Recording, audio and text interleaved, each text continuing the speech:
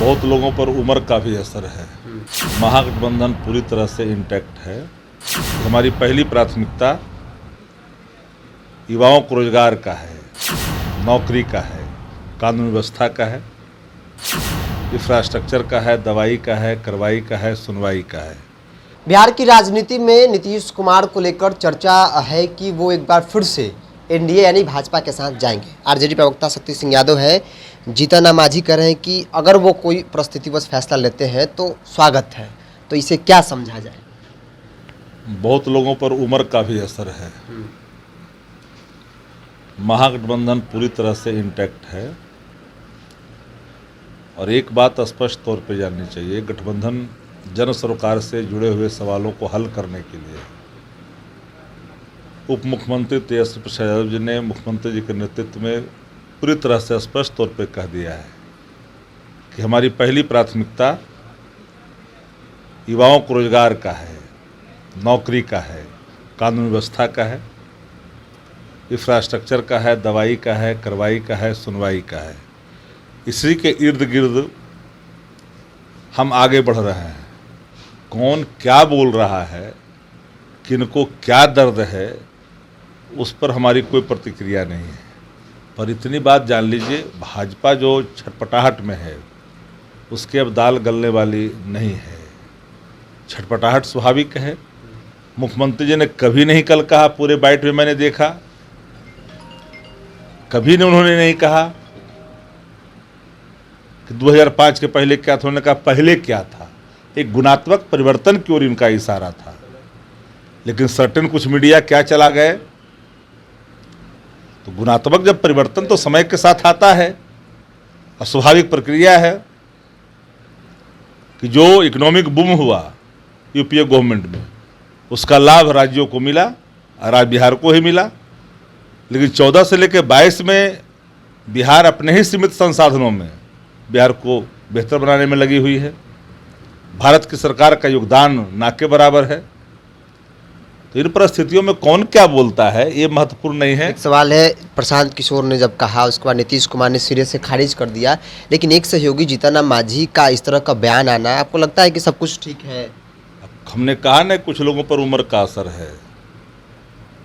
कौन क्या बोल रहा है मेरे लिए महत्वपूर्ण नहीं है। गठबंधन अपनी सही दिशा में जा रहा है, बिहार के हित में जा रहा है, बेहतर काम हो रहा है। इसलिए एक बात दिमाग से, प्रशांत किशोर कोई सब्जेक्ट है क्या? वो तो पेशेवर आदमी है, कोई राजनीतिक कार्यकर्ता है, कोई राजनीतिक अवदान योगदान रहा, कोई रेवोल्यूशन से आया है क्या?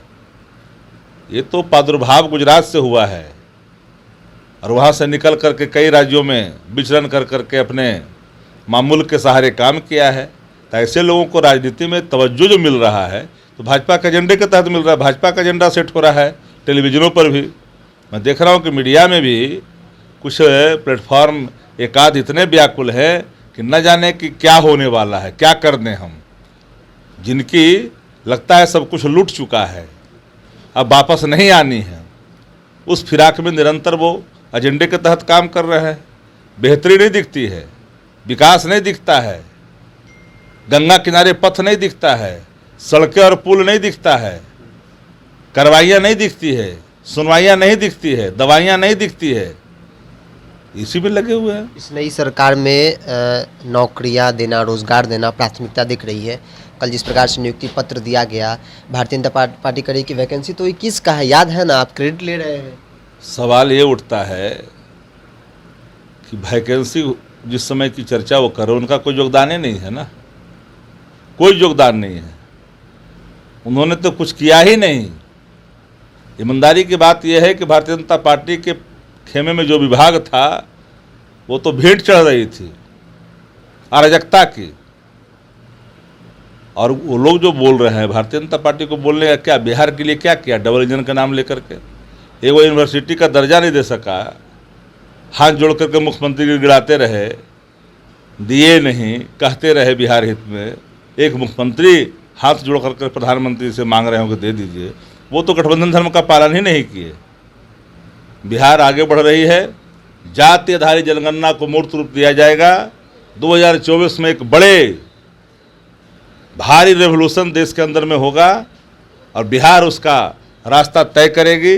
और देखिएगा समान विचारधारा वाले दल एक प्लेटफॉर्म पर दिखाई पड़ेंगे, क्योंकि हमारी कोशिश है कि जो दिहाड़ी मजदूर है, जो एक कमरे में रहने पर मजबूर है, जिनकी 2 जून की रोटियां नहीं हैं, जो शिक्षा से बिल्कुल नीचे हैं, जो ग्रेजुएशन नहीं कर रहे हैं, वो कौन जाति के हैं, कौन धर्म के हैं, कौन मजहब के, उनका एक बार आकलन कर करके ही उसके आधार पर योजना आकार का तय किया जाएगा देश में। ये हमारी मांग रही है और इस पर हम काम भी कर रहे हैं।